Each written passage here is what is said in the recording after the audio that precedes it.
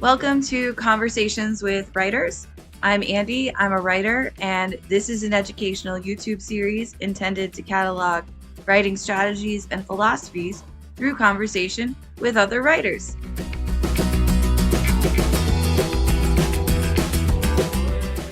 Kevin Clark's third volume of poems, The Consecrations, is published by Stephen F. Austin University Press. His second book, Self-Portrait with Explicatives, won the Pallades Press Prize. Clark's poetry appears in the Southern, Georgia, and Iowa Reviews, as well as Copper Nickel, Plowshares, Prairie Schooner, Poetry Northwest, and more. He taught for many years at Cal Poly and the Rainier Writing Workshop. And this is my conversation with Kevin.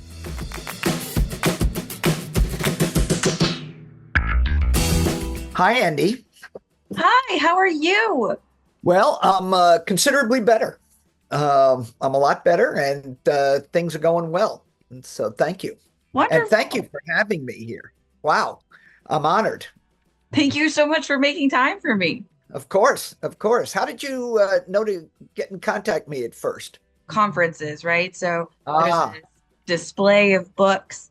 And so that's where I really ran across The Mind's Eye. And then I've ah, just phenomenal success teaching from it. My students have had great success with it. I've oh, had great thank you, success with it. So, I mean, I tell everybody I know about it. thank you, thank you, thank you, thank you.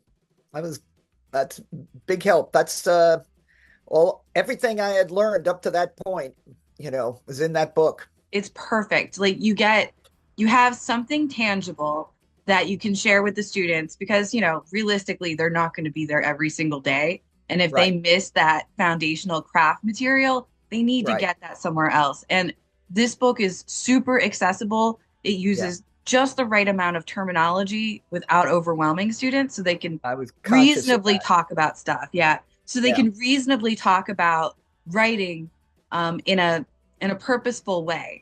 But it doesn't overwhelm them with vocabulary, which can sometimes just make them shut down and just pull away from the yes, discipline entirely. yes, yes, yes. Well, thank you. I was very conscious of all of that. Tone was very important. Well, tone in poetry is so important. And I learned quickly in the first two chapters how important tone was in writing that. Absolutely. And from a teacher perspective, there are enough examples in there to help illustrate the ideas that the book is presenting, but then there's Yeah, also enough room for me to pull in other material, other supplemental material without just saying, okay, we bought this right, book, so we have to use all of this book now. right, right, And right. but we do. Yeah, many, many years ago, and I'm thinking the 1980s, I had received my master's in creative writing at UC Davis. And then I went into the PhD program there. And the head of the creative writing program was a professor who asked me and another person to write a kind of fleshed out syllabus for incoming master's degrees in creative writing students who were going to teach and hadn't taught before. And so I wrote that, and then like 25 years later, I still had some of those basic ideas, and that became The Mind's Eye. I love that book. Hands down, it is my favorite craft manual to teach from. Well, that makes me feel pretty good, I got to tell you. So, what are you working on now, and what motivated the project or projects? Well, all my life, mortality has been a subject of many of my poems. My father died when I was 14, and I think that influenced me. I don't want to say it shadowed me, but it influenced me. I think I've thought about mortality on and off. My first chapbook was entirely about mortality. And a year and a half ago, I was diagnosed with cancer. I'm here to tell you right now, there's no detectable cancer. Science is amazing.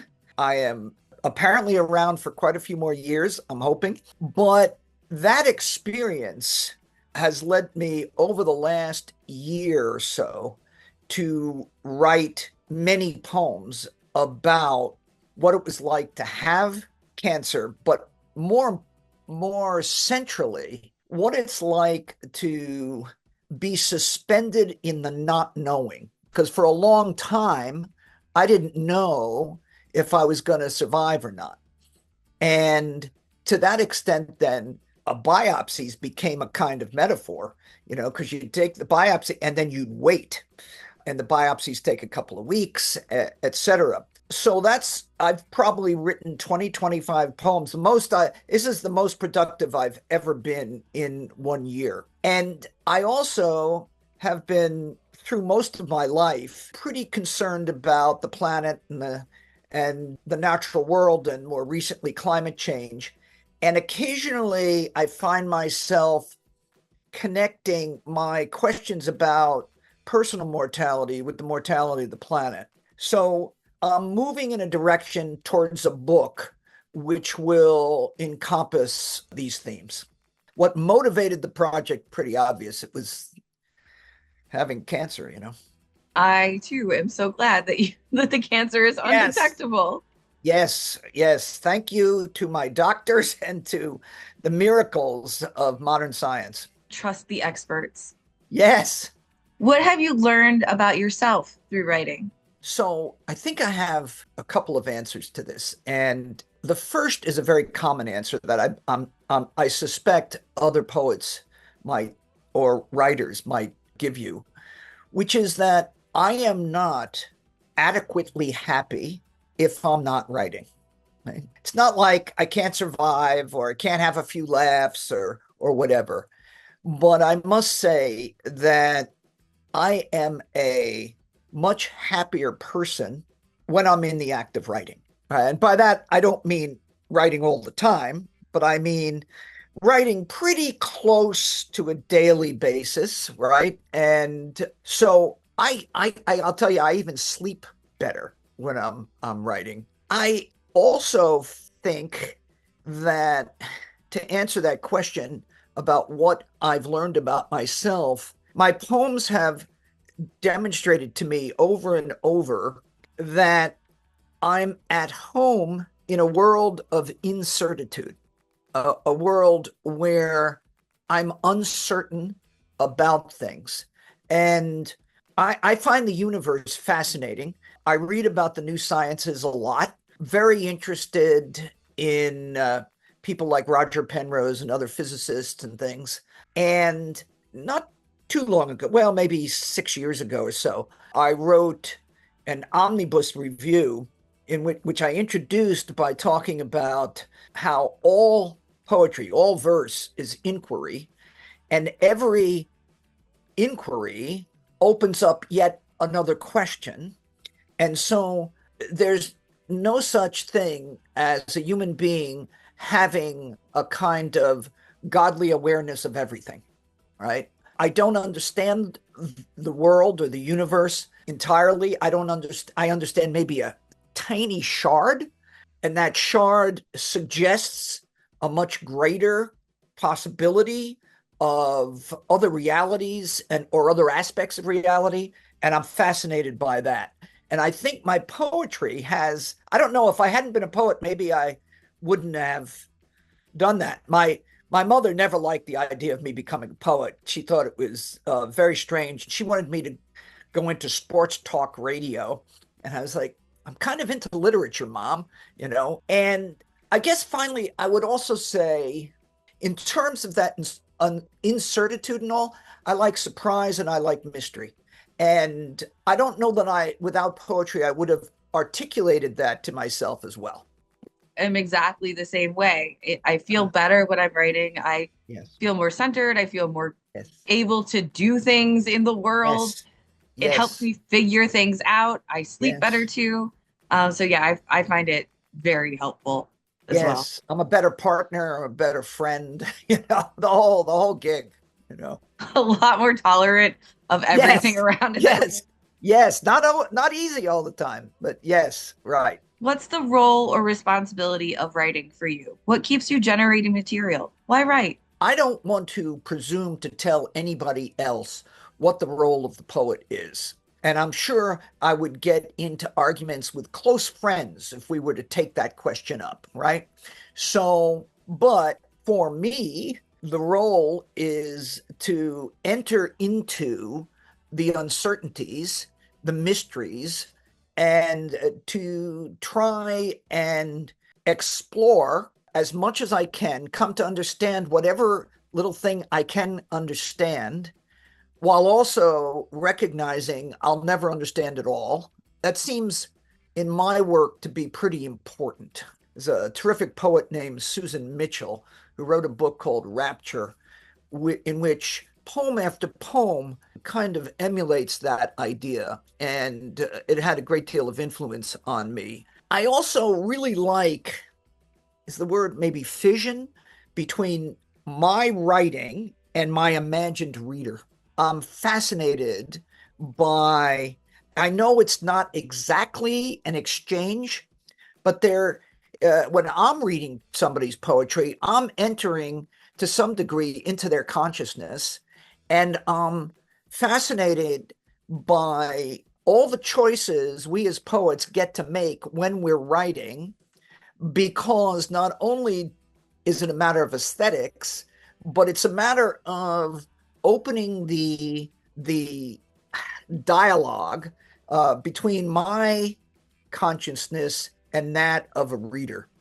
So I mean, I hope that answers the question. Why write? I write because, of course, I'm unhappy if I don't, but I also write because I'm so fascinated by the world that appears while I'm writing.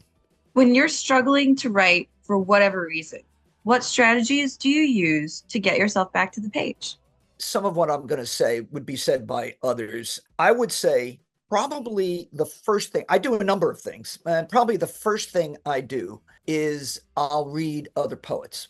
And I read poets who I know and poets who I'm learning about. And I'm always interested in reading new poets. I have in my living room next to my chair where I read 4 or 5 new books of poetry. For instance, I'm reading Reginald Shepherd, and I find his work very interesting. I really like how he deals with sound. And so that helps me perhaps stimulate ideas or a kind of tonal frequency, which is what I really need. More than an idea, I need this kind of sensation, which I call tonal frequency, that leads me into a new poem, a new line, whatever. I try to exercise, and I even occasionally, more and more, as I've gotten older, I don't think I used to do this as much. I listen to music. Right? I listen to all kinds of music, Miles Davis and some jazz, but also blues and a variety of different kinds of music, trying to find that sensation that brings me back to that creative moment. And I guess one of the things that I also do, and this probably, I guess other poets do it. I remember Brenda Hillman saying she did this. I have poems in various states. I don't want to say of completion because they're not completed, but various states of ongoingness. And so I think it's often easier for me when I'm stuck to go back and revise something that needs revising. So those are some of the things that I do. But the most important thing is to re-engage with that mysterious sensation that is behind all our work when we're writing well, anyway. And who knows when that is, Andy, but Those are wonderful answers. I love all of those strategies, and I use the vast majority of them as well, engaging with other writers, yes. reading when you're struggling to write, going back to revise something you've already started in progress. I find that most Yeah. of the time when I do that, I'm really ripping things apart. Uh, Yes, yes, yes. Exercising, all of it, all of these are great strategies. I think one of the advantages of exercise for me, especially, in California year round, is that I can be outside and I can walk. My wife is an inveterate hiker. I don't hike like she does, but I do walk, and to be outdoors is helpful in this too. What revision strategy or strategies do you find most useful when revising your own work and why? What sort of problems or challenges do these activities help you solve?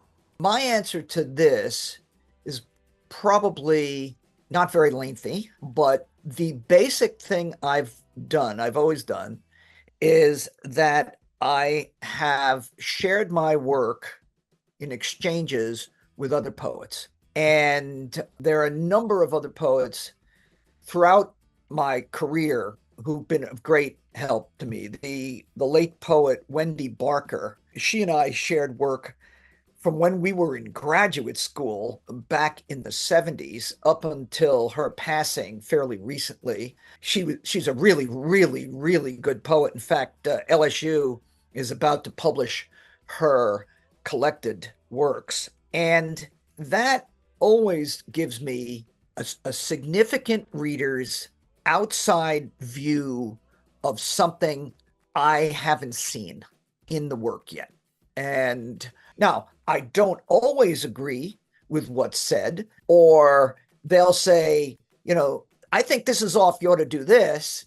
And I'll say to myself, going back, well, I think they're right, this is off, but I shouldn't do that, I should do this. And the advantage to having folks, and I have one, two, three, four people who I share my work with now, all of them accomplished writers. They help me, the first thing, with accessibility. Does my poem make sense? Can you get it? And then I would say they're often very good with structure. Like, I like everything you're doing here, Kevin, but I think this section of the poem should start the poem, and this section should come in here, and here's why. And that's pretty much it for me. That's the big help. Now, personally, I also believe in putting my poems away for a good deal of time and then coming back to them. But like I say, exchanging with other poets is very important. How do you keep that network going for so long? It seems like a lot of us are pulled in a lot of different directions. We maybe don't write as often as we should or make time to write as often as we should. Everybody's got families or family responsibilities or other things they've got going on. How do you keep that network going? That's such a great question. That's really a great question. First of all, let me say, I'm retired now, but when I taught at Cal Poly, and I was for a while the director of the creative writing program there. It's all undergraduate, but it was significant, and I enjoyed teaching creative writing immensely. But I also had to teach a lot of general ed classes, a lot of senior lit classes, a lot of senior projects, etc. So there was a lot of work and a lot of grading. All right. But I made it a point back then to stay connected with friends in order to maintain these kind of exchanges, which even if they were every 5 or 6 weeks would help. And I told myself, I remember my creative writing director and my dissertation director was the same person. It was Sandra Gilbert, the feminist critic and poet who wrote Mad Woman in the Attic with Susan Gubart, and she was inspirational for me. And I told her, what I'm going to try to do is every weekday do something to advance my writing. I don't know what that means. It could be reading a poem that I think may help me. It could be looking up a magazine that I may want to send to, something to help me. And that's impossible to do every day. I didn't succeed, but I tried. And Sandra loved that idea. And so I did that. Now, in terms of other folks, the people I work with like the exchange. They're writers and they like the exchange. And I'm working with, like I said, four different people, one of whom is a fiction writer and a poet. The other three are poets, although they dabble occasionally in other things. One's a translator. And I think all of us appreciate the fact that we have a schedule, because we schedule it in advance, and we are going to have something in advance. So it's a kind of deadline. And now lately, I haven't needed that at all. I've got plenty of stuff. But there are times like when you were asking, how do you overcome writer's block or not being able to write. I'm not sure I have had bad writer's block, but if there's a deadline, you got to put something on the page. What's your favorite part of the writing process and why? When you start a poem, or even any day you sit down to write, for me anyway, and I've talked to other people who confirm it for themselves, you're not immediately immersed. And you have to be writing and you have to move further and further into whatever you're writing for that sensation I was discussing earlier to fully embrace you. And in fact, I gave a talk I used to teach at the Rainier Writing Workshop up in Tacoma. I spoke about this once, about how to cross over through that kind of prefatory stage to get to my favorite part of the writing, which is that moment of fluidity where, whoa, you think this is great. I have a friend who's a fiction writer. His name is Al Landwehr. He has a novel called What's Left to Learn. He's a terrific short story writer. And he used to say that the great thing about writing is how much you enjoy it when you're going well, and that there's nothing like that. There really, it's better than any drug, right? It is a spectacular feeling. And now Al also used to say, you think you have written The Sound and the Fury or something, you just can't believe how good it is. Then you put it away and you come back the next day and you see all the warts and scars on it, and it's like, oh, what was I thinking, But it is that ongoing kind of fluidity that you ride like a surfer on a wave, where the work takes you and it's so unconscious in part, right? And there's a freedom to it that I find exhilarating. That's wonderful. I really like addressing all of those warts and scars. Yes, yeah, the revisions, right? I always tell my students, they often dread that part of the writing process. They Oh, like the creation, but when it gets down to the revision, they get a little frustrated, and because it doesn't always come so easily. And yes. but that is often where the magic happens. That's where, yes, yes. And as I said, for me, part of the revisionary process is sharing with others, hearing what they have to say, then going back alone, working on it on my own. What reading suggestions do you have? What authors do you keep in your back pocket? You know, using the word back pocket is terrific. That really tells me something, because over the course of my life, I've had many poets that I've liked. I remember being 19 years old. I was in college, and a professor, kind of a beatnik type guy, read out loud to our class the entire Love Song of J. Alfred Prufrock, which I had never heard of.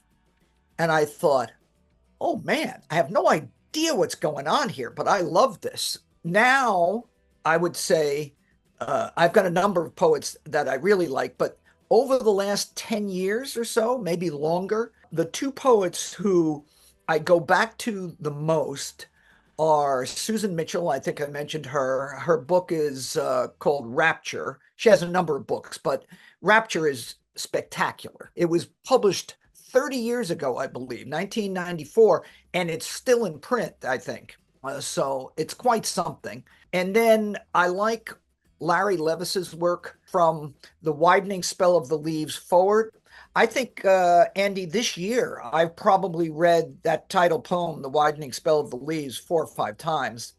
I've been reading it for years and years and years, but there's something that I find in it every time, something that I find in Mitchell every time that I haven't quite seen before, whether it's theme or form or connectivity or tone, something there that leads me to believe that there is a new angle here that I too could pursue. And I love that. Now, my favorite poet or poems of all time is Rilke and the Duino Elegies, translated by Stephen Mitchell. I mentioned Wendy Barker, but there's another poet who died who I love, Linda Hull. I don't know if you ever read Linda Hull. She's from New Jersey, so as a former inhabitant of that fine state, I really have enjoyed her. She's just terrific. It was a great loss when she died. I don't write anything like her, but I read Ada Limon from time to time, especially Bright Dead Things, which I go back to. A poet I've started reading over the last 5, 7 years is Carl Phillips, who I like his book, Scattered Snows to the North. And I find it fascinating. I don't write much like him. His use of syntax is extraordinary, and I'm interested in it. And I think the best narrative poet that I've read and loved for many, many years is another poet who's not with us any longer, and that's Norman Dubie. And he taught me a lot about how to connect disparate avenues of narration, right? So I think that's probably I could give you more, but that's a list. Thank you so much for that reading list, and thank you for making time for me. I've learned so much. Oh, well, thank you. Thank you. It's been an ultimate pleasure.